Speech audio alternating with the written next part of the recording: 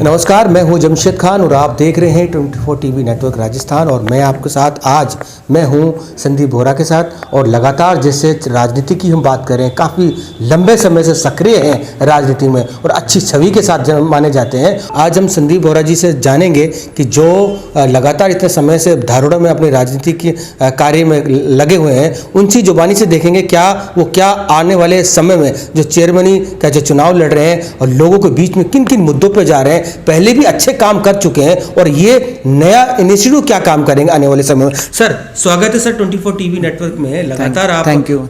सबसे पहले तो मैं अपने सभी समर्थकों का, जो मेरे शुभचिंतक हैं और जो मेरे लिए मेहनत कर रहे हैं, अपनी जनता जनार्दन धारवाड़ा के सभी लोगों का मैं धन्यवाद करना चाहूँगा कि जिस तरह से प्यार और समर्थन वो मुझे दे रहे हैं। तो ये कहीं ना कहीं काम करने वाली छवि की जीत है। जो मैं उनके बीच में जो मैंने 14 साल बिताए हैं, ये उस चीज़ का मुझे आज प्यार जो समर्थन मिल रहा है, ये उसी की बदौलत मुझे मिल रहा है।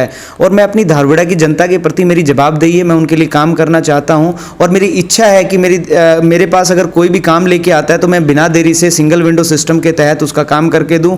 कि कोई भी आदमी आए, मैं उसको सजेशंस दूं कि ये काम कैसे हो सकता है, कैसे नहीं हो सकता है। और हर आदमी जब हमारे लिए काम के लिए आता है तो वो एक आस लेके आता है कि कोई हमारी सुनने वाला बैठा हो, कोई ऐसा चेयरमैन उम्मीदवार हो जिसके पास हम अपनी मुसीबत या परेशानी में जाएं तो हमारी सुने और हमारी परेशानियों का वो हल करके हमें दे। मैं धारवाड़ा के लिए बहुत सारी प्लानिंग अपने दिमाग में लेके बैठा हूं और जो मुझे काम करना है, पीछे भी मुझे मौका मिला था तो तब भी मैंने अपनी जनता को काम करके दिखाया था। उनके लिए जितनी भी दुख दर्द, उनके परेशानी जो होती थी, उनमें उनके साथ हमेशा खड़ा मैं मिलता था। दूसरा, जो धारवाड़ा के लिए जो मुझे मुख्य बिंदुओं पर काम करना है, सेक्टर में हमारे यहाँ गंदे पानी की समस्या है। वहाँ हमारा अंबेडकर पार्क है, उसके अंदर अभी अगर गंदगी जैसे हम जाके देखते हैं तो उसको हमें सौंदर्यीकरण कराना है। धारवाड़ा में जाम की समस्या है। हाईवे पे हमारा जब धारवाड़ा से एंट्री एग्जिट खराब है, उस पर वर्किंग करना है। बांस रोड पे अनअप्रूव्ड कॉलोनियाँ हैं, उनमें बेसिक सुविधाएं हमें देनी है, जैसे पक्की सड़कें, रोड, लाइट, सीवर और बहुत सारी अन्य चीज़ें हैं। कोई एक मुख्य बिंदु नहीं है जिस पे हमें काम करना, चाहे युवाओं को रोजगार दिलाने की बात हो, चाहे हमें धारवाड़ा के लिए जो परेशानियाँ, जो आर्थिक रूप से संपन्न बच्चे नहीं हैं और वो बड़े होशियार हैं, तो उनके लिए भी हमें एनजीओ से मिलके, इंडस्ट्री से मिलके लोगों के लिए इस तरह की सुविधा मुहैया कराएं कि उनको इन चीज़ों की परेशानियों का बार बार सामना ना करना पड़े। और ये एक परिवार ने जो हमारे यहाँ नुमाइंदगी पिछले काफ़ी सालों तक यहाँ धारवाड़ा में की है, उन्होंने जनता के बीच में जाके कभी काम नहीं किया। मेरा मेन मकसद ये है कि मैं जनता के बीच में जाऊं, उनका दुख दर्द और उनकी परेशानी को समझूं और उसको समझ के जो वो चाहते हैं उसके तहत मैं काम करूं। सर, सबसे बड़ी धारवाड़ा में समस्या है कि राजस्थान से जो पानी आता है औद्योगिक का, क्योंकि सेक्टरों में भर जाता है, उसको लेकर अगर आपको जनता ने मौका दिया धारवाड़ा में चेयरमैन का, तो उसके लिए क्या करेंगे आप?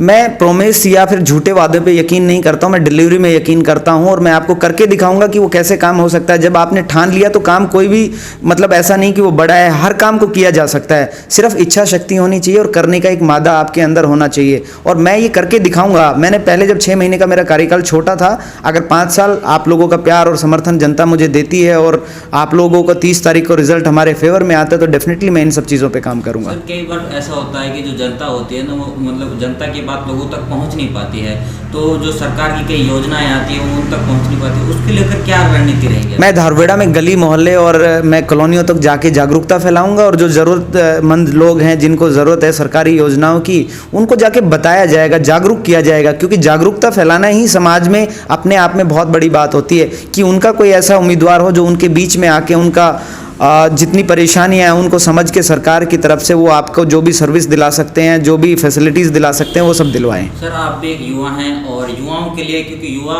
जो पीढ़ी है वो नशे की ओर अग्रसित हो रही है, तो युवाओं के लिए आपकी क्या योजनाएं रहेंगी?